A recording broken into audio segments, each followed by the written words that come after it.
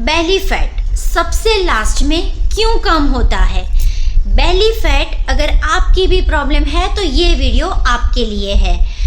सबसे पहले एक ऑनेस्ट क्वेश्चन, आपका फेस पतला हो गया, हाथ भी पहले से स्लिम दिखने लगे, पैरों का फैट भी थोड़ा कम हो गया, लेकिन जब आप मिरर के सामने खड़े होते हो तो पेट वही का वही दिखता है और तब दिमाग में सिर्फ एक ही सवाल आता है, आखिर मेरा ही बेली फैट क्यों नहीं जा रहा? अगर आप भी ये फील कर रहे हो तो सबसे पहले एक बात जान लीजिए, आप अकेले नहीं हो। ये दुनिया भर के लाखों लोगों की प्रॉब्लम है और स्पेशली 35 साल के बाद वीमेंस का सबसे बड़ा फ्रस्ट्रेशन ही बेली फैट होता है। बहुत लोग सोचते हैं रोज़ 100 क्रंचीज कर लेंगे या जिम में स्वेटिंग पसीना ज़्यादा बहा लेंगे तो सिर्फ पेट का फैट पिघल जाएगा। काश बॉडी इतनी सिंपल होती, बट रियलिटी ये है ही नहीं। बॉडी डिसाइड करती है फैट कहाँ से पहले बर्न होगा और कहाँ से बाद में बर्न होगा। इसीलिए स्पॉट रिडक्शन एक मीथ है। सिर्फ पेट की एक्सरसाइज करके पेट का फैट कभी कम नहीं होता। Hi, myself Sneha Mahajan, certified health coach. मेरा मिशन सिर्फ वेट लॉस करवाना नहीं बल्कि हर हेल्थ प्रॉब्लम का रूट कॉज समझकर सस्टेनेबल ट्रांसफॉर्मेशन देना है, क्योंकि जब रूट कॉज सॉल्व होता है तब भी परमानेंट रिजल्ट मिलता है। अब सबसे पहला रीज़न समझते हैं, that is reason number 1। Body survival के लिए बेली फैट बचा कर रखती है। यानी देखिए सिंपल, हमारी बॉडी बहुत इंटेलिजेंट है। उसका पहला गोल 6 पैक एब बनाना नहीं होता, जिंदा रखना होता है और इसीलिए बॉडी एनर्जी को अलग अलग जगह स्टोर करती है और बेली एरिया उसका सबसे बड़ा एनर्जी बैंक होता है। जब वेट लॉस शुरू होता है बॉडी पहले आसान जगह से फैट यूज़ करती है, जैसे फेस, आर्म्स, लेग्स, लेकिन बेली फैट को बॉडी आखिरी तक बचा कर रखना चाहती है। इसीलिए बहुत लोग बोलते हैं 5 किलो वेट कम हुआ लेकिन पेट में कोई फर्क नहीं दिख रहा। ये नॉर्मल है, लेकिन इसका मतलब ये नहीं कि कुछ हो ही नहीं रहा। अब दूसरा रीज़न और भी इम्पॉर्टेंट है। कई लोगों का बेली फैट कैलोरीज की वजह से नहीं, हार्मोन्स की वजह से अटका होता है। Reason number 2, insulin resistance. अगर आपका बेली फैट सिर्फ एक्सरसाइज से कम नहीं हो रहा तो मुमकिन है प्रॉब्लम कैलोरीज की नहीं, इंसुलिन रेजिस्टेंस की है।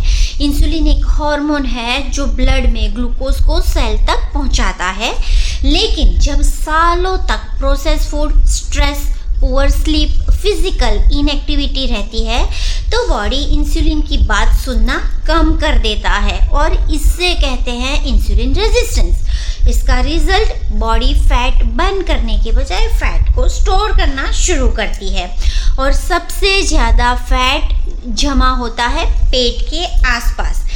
इसीलिए कई लोग बोलते हैं मैं कम खाता हूँ फिर भी पेट कम नहीं हो रहा। अगर आपको बार बार भूख लगती है, मीठा खाने की क्रेविंग होती है, खाना खाने के बाद नींद आती है और वेस्ट साइज बढ़ता ही जाता है तो ये वार्निंग साइन हो सकता है इंसुलिन रेजिस्टेंस। रीज़न नंबर 3 है स्ट्रेस और कॉर्टिसोल। अब एक और बहुत कॉमन रीज़न, आज की बिजी लाइफ में स्ट्रेस लगभग हर किसी को है। ऑफिस का प्रेशर, फैमिली का प्रेशर, रिस्पॉन्सिबिलिटीज़, बच्चे हैं तो स्टडीज़ का प्रेशर होता है, हाउसवाइफ है तो घर का काम का टेंशन होता है, फाइनेंशियल टेंशन होता है और हर रोज़ वेट मशीन देखकर वही फ्रस्ट्रेशन आता है। जब स्ट्रेस लंबे समय तक रहता है बॉडी कॉर्टिसोल नाम का हार्मोन ज़्यादा बनाती है। कॉर्टिसोल बॉडी को सिग्नल देता है एनर्जी बचाओ और बॉडी एनर्जी बचाने के लिए बेली फैट स्टोर करना शुरू कर देती है और इसीलिए कई लोग बोलते हैं मैं इमोशनल हुक खाता हूँ, या स्ट्रेस में सबसे पहला मीठा खाने का मन होता है। ये सिर्फ विल पावर की प्रॉब्लम नहीं है, ये बॉडी का हार्मोन्स का रिस्पॉन्स होता है और इसीलिए बार बार क्रेविंग्स होती है, मीठा खाने का मन करता है। रीज़न नंबर 4 है पुअर स्लीप। अब फिर से एक सवाल, आप रोज़ कितनी देर तक सोते हो? 5 घंटे, 6 घंटे, लेट नाइट मोबाइल यूज़ करते हो, सुबह उठकर फ्रेश फील नहीं होते, तो इसका डायरेक्ट कनेक्शन बेली फैट से होगा ही। जब स्लीप प्रॉपर नहीं होती तो बॉडी के हंगर हार्मोन्स डिस्टर्ब होते हैं, क्रेविंग ज़्यादा बढ़ जाती है, एनर्जी कम होती है और मेटाबॉलिज्म स्लो होता है। इसीलिए सिर्फ डाइट प्लान बनाना काफ़ी नहीं होता, वेट लॉस के लिए स्लीप प्लान करना भी उतना ही ज़रूरी होता है। कई लोग जिम ज्वाइन कर लेते हैं, डाइटिंग भी शुरू कर लेते हैं, लेकिन रात को सिर्फ 5 घंटे सोते हैं। ऐसे में बॉडी रिकवर ही नहीं कर पाती और रिकवरी के बिना फैट लॉस मुमकिन है ही नहीं, ऑलमोस्ट 0 बराबर है। समझना ये चीज़ को, that is most important. Reason number 5 है मसल लॉस। 35 के बाद एक और चेंज बॉडी में धीरे धीरे शुरू होता है, मसल मास कम होने लगता है और जितनी मसल्स कम होगी उतना मेटाबॉलिज्म स्लो होगा। इसलिए सिर्फ वेट मशीन का नंबर देखना गलत है। अगर आप सिर्फ डाइटिंग करते रहेंगे, प्रोटीन नहीं लेंगे, स्ट्रेंथ ट्रेनिंग नहीं करेंगे तो फैट के साथ मसल भी कम होने लगेंगे और मसल्स कम होते ही बॉडी कैलोरीज भी कम कर देगी। उसका रिजल्ट क्या होगा? अगेन वेट लॉस रुक जाएगा, स्टक हो जाएगा और बेली फैट वही का वही रहेगा, इनफैक्ट बढ़ता जाएगा, पहले से भी ज़्यादा बढ़ेगा। इसीलिए सिर्फ पतला होना गोल नहीं होना चाहिए, स्ट्रॉन्ग बॉडी, हेल्दी बॉडी बनाना गोल होना चाहिए। अगर बॉडी हेल्दी बनेगी बेली फैट अपने आप जाएगा। रीज़न नंबर 6 है हार्मोनल चेंजेस। अगर आप 35 या 40 के बाद हो और लगता है कि पहले जैसा वेट लॉस अब नहीं हो रहा, तो आप गलत नहीं सोच रहे, ये सच है। एज के साथ साथ हार्मोन्स नेचुरली चेंज होते हैं, स्पेशली वीमेंस में एस्ट्रोजन के चेंजेस की वजह से फैट डिस्ट्रीब्यूशन भी बदलने लगता है और बॉडी बेली एरिया में फैट ज़्यादा स्टोर करने लगती है और इसीलिए बहुत सी वीमेंस बोलती है मेरा पूरा बॉडी ठीक लगता है, बस पेट बाहर आ गया है। होता है ना ऐसा? यहाँ सॉल्यूशन और कम खाना नहीं है, सॉल्यूशन है हार्मोन्स को सपोर्ट करने वाला लाइफस्टाइल, जो आपके खाने से भी ज़्यादा इम्पोर्टेंट है। Quality sleep, protein, strength training, stress management और daily movement. Reason number 7 sitting lifestyle.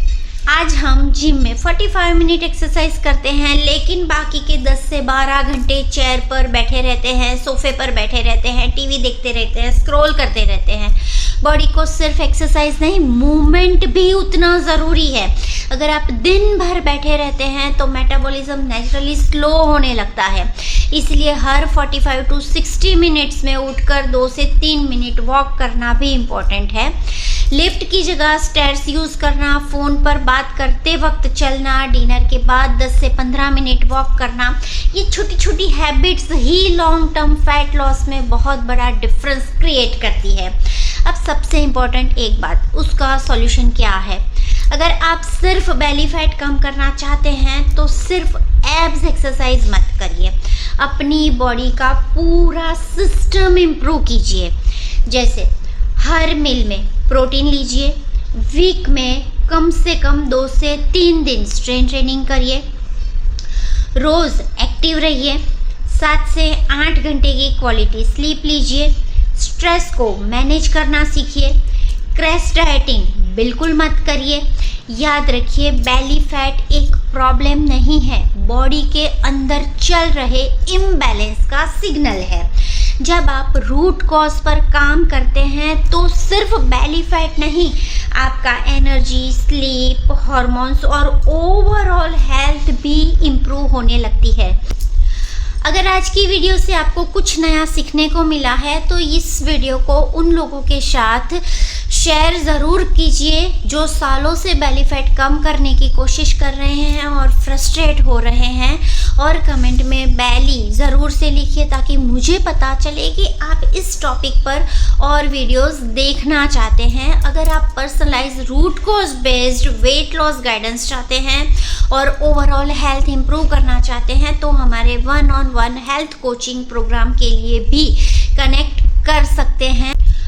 और याद रखिए, पेट कम करना गोल नहीं है, हेल्दी बॉडी बनाना गोल है। जब हर एक बंदा हेल्दी बनेगा तभी तो बनेगा reinvent health India. Thank you so much.